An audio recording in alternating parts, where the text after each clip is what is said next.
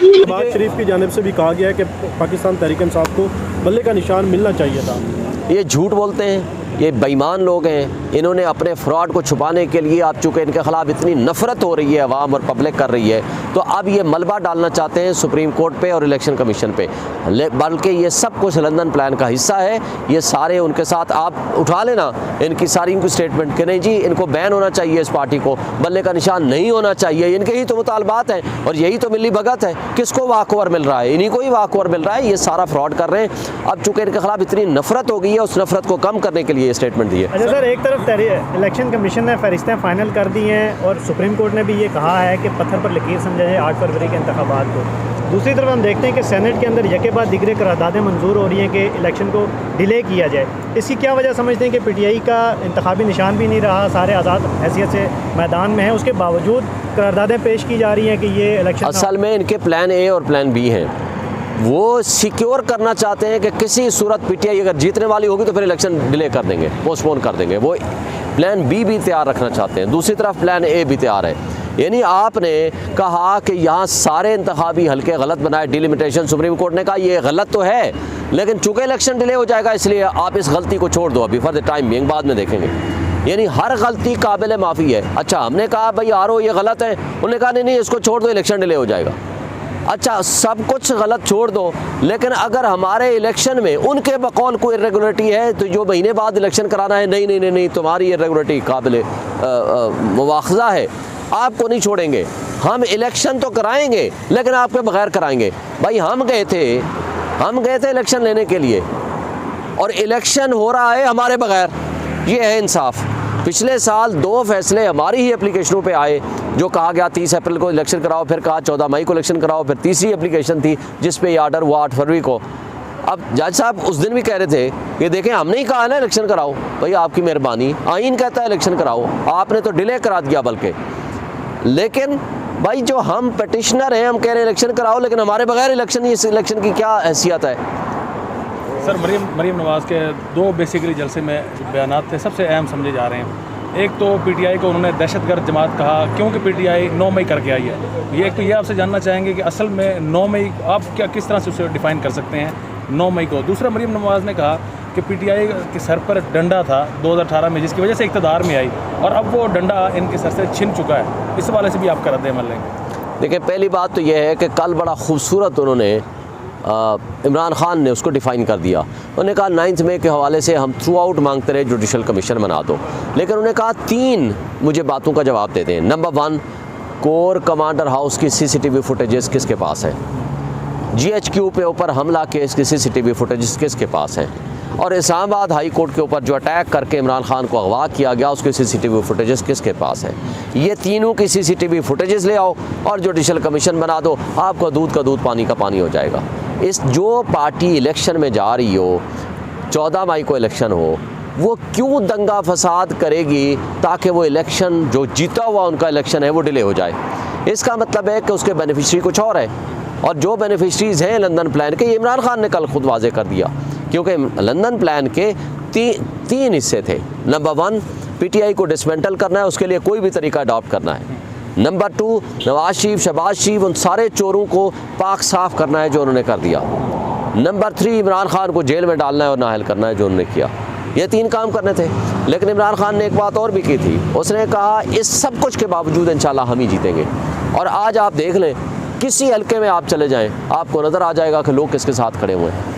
बात यह है कि जब चोरी करते हो, नाइंसाफ़ी करते हो, जुल्म करते हो और ये कहते हो कि कोई शख्स बोले भी ना, यही Pakistan bar council, supreme court bar association मुझे बताएं, इसी साल की बात करता हूँ, चीफ जस्टिस के ऊपर अटैक हुआ, नहीं बोले, कोई प्रेस कॉन्फ्रेंस, कोई प्रेस रिलीज़ नहीं आई, उसके ऊपर कोई GIT नहीं बनी।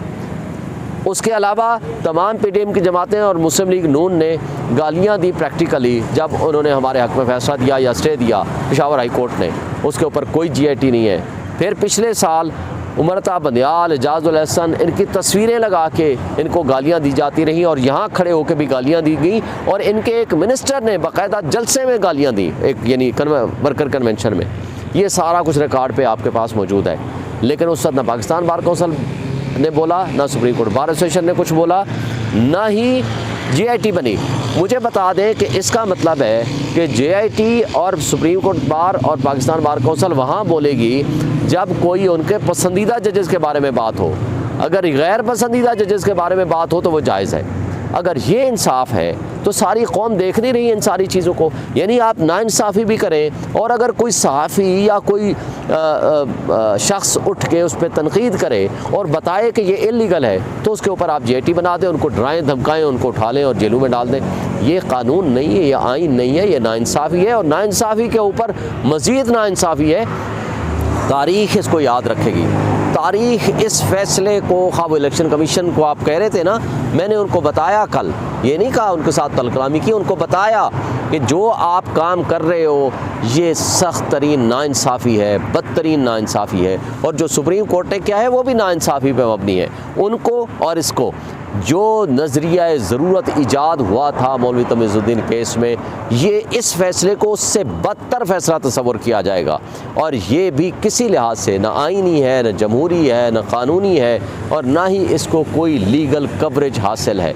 ये उसी तरह का फ़ैसला है जिस तरह मौलवी तमीज़ुद्दीन केस में नज़रिया ज़रूरत ईजाद हुआ था। पाकिस्तान में एक अनहोनी हो रही है, 200 से ज़ायद मुकदमात लगे हुए हैं और रोज़ जजेस जो है ना वो लगता है कि वो जेल में जा कर के मुकाबला कर रहे हैं आपस में कि हमने पहले किसने सज़ा देनी है। अगर ये तर्ज़ अमल ऐसे कंप्रोमाइज़ जजेस होंगे जो पूरे पाकिस्तान के तमाम मुकदमात इस्लामाबाद से रिलेटेड जो भी हैं वो इधर छोड़ के वो जाकर सारा दिन जेल में बैठे रहते हैं। कोई डे टू डे हियरिंग उनके केसेस की हो रही है। यानी एक दिन अगर छोड़ भी दिया तो बहुत बड़ा एहसान कर दिया, और एक दिन की भी हाज़िरी माफ़ी नहीं है। और किसी तरह से सिर्फ ये मकसद है कि कोई ना कोई ऐसा तरीका निकाला जाए कि इमरान खान के ख़िलाफ़ कोई ऐसी फोर्ज किस्म की एविडेंस क्रिएट की जाए ताकि किसी में सज़ा हो सके। बिस्मिल्लाहिर्रहमानिर्रहीम।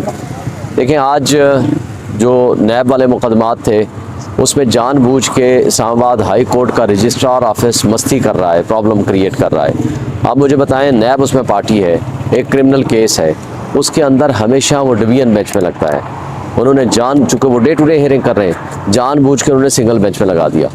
ये बेईमानी है, ये बदनीयती है स्टाफ की और ऑफिस की। इसका मतलब है इनको मैनिपुलेशन हो रही है। दूसरी बात आप देखें, इद्दत वाले पीरियड में वो वाला जो केस है कल एविडेंस के लिए बुलाया हुआ है, और आज उस केस में जो ऑलरेडी एक और कंप्लेनेंट था यही केस किया और वो विथड्रॉ हो गया है, तो उसकी हद तक भी जो पटिशन पेंडिंग है वो इन्फ्रक्चर्स है। लेकिन ये आकर के कह दिया कि ना आप ये केस भी उधर भेज दें, और जानबूझ के ये डिलेइंग टैक्टिक्स इस्तेमाल कर रहे हैं ताकि पॉलिटिकली विक्टिमाइज कर सकें इमरान खान को। और जो कुछ हो रहा है ये पाकिस्तान में एक अनहोनी हो रही है। 200 से ज़ायद मुकदमात लगे हुए हैं और रोज़ जजेस जो है ना वो लगता है कि वो जेल में जा कर के मुकाबला कर रहे हैं आपस में कि हमने पहले किसने सज़ा देनी है। अगर ये तर्ज़ अमल ऐसे कंप्रोमाइज़ जजेस होंगे जो पूरे पाकिस्तान के तमाम मुकदमात इस्लामाबाद से रिलेटेड जो भी हैं वो इधर छोड़ के वो जाकर सारा दिन जेल में बैठे रहते हैं, कोई डे टू डे हियरिंग उनके केसेस की हो रही है। यानी एक दिन अगर छोड़ भी दिया तो बहुत बड़ा एहसान कर दिया, और एक दिन की भी हाज़िरी माफ़ी नहीं है। और किसी तरह से सिर्फ ये मकसद है कि कोई ना कोई ऐसा तरीका निकाला जाए कि इमरान खान के ख़िलाफ़ कोई ऐसी फोर्ज किस्म की एविडेंस क्रिएट की जाए ताकि किसी में सज़ा हो सके। वरना किसी किस्म का कोई केस नहीं है, कोई अदालतों में कोई उनके पास एविडेंस नहीं है कि जिससे वो इमरान खान को कनेक्ट कर सके। सर, मंसूर अली खान ने वीलॉग किए और उन्होंने ये कहा कि मैंने बासर इदारे से मुलाकात की है, जिसमें उन्होंने ये बताया कि इमरान खान पाकिस्तान की सियासत में दूर तक नज़र नहीं आते। तो इस हवाले से क्या कहेंगे? मेरा ख्याल है या तो उनकी दूरबीन ख़राब हो गई है। भाई, तुमने दुश्मन के बच्चों को पढ़ाना था, जाओ अब दुश्मन के बच्चों को भी पढ़ाओ और दुश्मन का भी पता करो कि किसने ड्रोन अटैक किए हैं। ठीक है ना, ड्रोन अटैक आपके मुल्क में हो रहा है और किसी को पता नहीं है कि किसने किया है। इदारा कुछ और कह रहा है, ईरान की तरफ से एक स्टेटमेंट पहले आई, फिर दूसरी स्टेटमेंट आई है। बात यह है कि ये आपकी ज़िम्मेदारी है। अवाम ने फैसला करना है कि इमरान खान सियासत में रहेगा या नहीं। आज 80% 90% जो पब्लिक है वो तो इमरान खान के साथ खड़ी है। आपने देखा है जो इंटरनेशनल सर्वेज आ रहे हैं या आपके नेशनल सर्वेज आ रहे हैं, आपके डिजिटल मीडिया के सर्वे आ रहे हैं, वो सारे के सारे बता रहे हैं कोई 70%, कोई 80%, कोई 90%, ये फ्लक्चुएट कर रहा है 77% से लेकर 90% के दरमियान मुख्तलिफ एरियाज़ में। अगर आज सारी पब्लिक इमरान खान के साथ खड़ी है, फिर या तो नया आइन रीराइट करना पड़ेगा कि जिसके अंदर किसी इदारे की या किसी की शख्सियत की इजाज़तनामा होगा तो उसको एक्सेप्ट किया जाएगा सियासत में, वरना नहीं होगा। आइन तो इस बात की इजाज़त नहीं देता भाई। आइन सिंपल ये बात कहता है कि जिसके साथ पब्लिक होगी जमहूर का फैसला तस्लीम किया जाएगा। ये तो है आइन का तकाजा। अगर हमने आइन को नहीं मानना तो फिर मैं तो कुछ नहीं कह सकता। सर तहरीक इंसाफ पॉपुलर है बेशक, इसमें कोई शक नहीं, लेकिन ग्राउंड पे तहरीक इंसाफ के जो उम्मीदवार है वो नज़र नहीं आ रहे हैं अपने हल्कों में जो देही इलाके हैं। तो तहरीक इंसाफ ने कोई प्लान बनाया हुआ है कि यहाँ पर कन्वेंशन, जलसे, जुलूस वगैरह निकलेंगे? देखें तकरीबन 65% मेरे हल्के में वो है, या 60% आप तसव्वुर कर लें देहात है। मैं हर देहात के हल्के में अब ऑलमोस्ट मैं कोई 70% देहात कवर कर चुका हूँ। और मैं हर रोज़ रात में कुछ 12:30 बजे वहाँ कन्वेंशन से फारिग होकर आया। आप अगर वो वीडियोस उठा के देख लें, आप वहाँ जज्बा लोगों का देख लें। मैंने टाइम उनको दिया था 9 बजे का, लेकिन दरमियान में एक जनाजे में जाना पड़ा, फिर लेट होते होते एक और जगह से मैं वहाँ 11:30 बजे पहुँचा। और लोगों का जज्बा मैं आपको बताऊँ इस कदर है, लोग शदीद ठंड में तकलीफ़ में वो बर्दाश्त कर रहे हैं इमरान खान की खातिर, एक काज की खातिर, उसको जिहाद समझ के।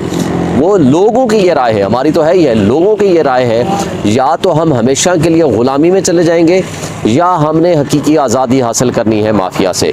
फ़ैसला हमारे हाथ में है, फ़ैसला कौम के हाथ में है। इसलिए लोग बिल्कुल निकल रहे हैं, हमारे लोग काम कर रहे हैं, किसी किस्म का कोई इबाहम नहीं है। और हम समझते हैं कि इंशाअल्लाह लोग हमारे साथ खड़े हैं, पब्लिक हमारे साथ खड़ी है, आइन और क़ानून हमारे साथ है। लेकिन जो चंद अशख़ास या चंद शख्सियात अगर हमें तस्लीम नहीं कर रही तो ये उनके सोचने का मकाम है कि अगर आप गैर आइनी काम करेंगे तो ना तारीख़ आपको माफ़ करेगी, ना कानून माफ़ करेगा, ना आइन आपको माफ़ करेगा। सर शेख रशीद को गिरफ्तार कर लिया गया है, आप लोगों को खदशा है कि आप लोगों के उम्मीदवार भी उठा लिए जाएंगे, गिरफ्तार कर दिए जाएंगे अगर वो ग्राउंड में निकलेंगे तो? देखें कितनी गिरफ्तारियाँ हुई, इवन प्रपोजर से टेंडर उठाए गए, जो कैंडिडेट्स हैं वो भी गिरफ्तार हुए। वो हमारी ख़वातीन 9 महीने से 8 महीने से वो जेलों में पड़ी हुई हैं, 16 साल 20 दफ़ा ज़मानतें हुई हैं, नहीं रिलीज़ करते। और उसके बाद भी जो तशद्दुद का सिलसिला है वो जारी और सारी है। इस सब कुछ के बावजूद भी इंशाअल्लाह हमारे लोग डट के खड़े हैं। हमें कहते थे ना कि आपके पास तो कैंडिडेट नहीं होना, मैं इनको तमाम टॉक शोज़ में और मीडिया में मैं कहा करता था हमारे पास हर हल्के में 17, 14 कैंडिडेट होंगे और ये फैसला करना मुश्किल हो जाएगा कि किसको हमने टिकट देनी है। और अल्हम्दुलिल्लाह वक्त ने साबित किया, आपने देखा